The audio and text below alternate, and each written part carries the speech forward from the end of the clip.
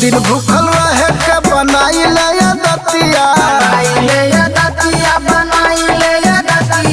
दू दिन भूखल रहे के बनाई ले दतिया। कार्य पर तो धानी तोर छठ के बरतिया, भूल चूक माफ मैया करथिन गलतिया। कार्य पर तो धानी तोर छठ के बरतिया, कार्य पर तो धानी तोर छठ के बरतिया।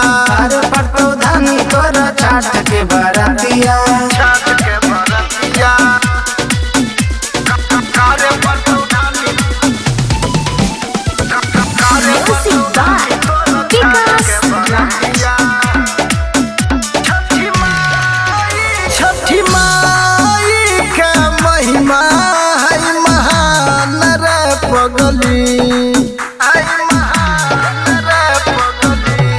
सबके पूरा करो हखिन दिल के अरमान रे पगली।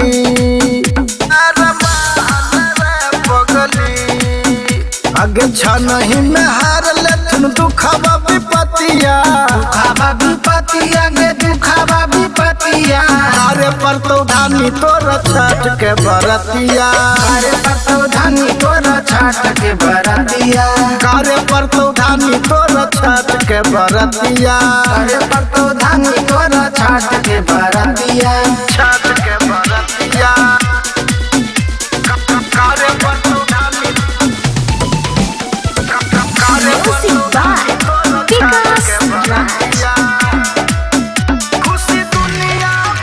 खुशी दुनिया भर के तुरते तोर घर आई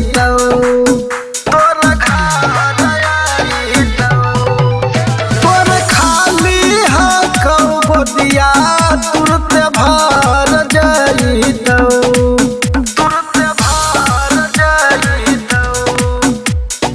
कहे शिवधारी धानी मान लेना बतिया, कार्य पर तो धानी तोर छठ के बरतिया,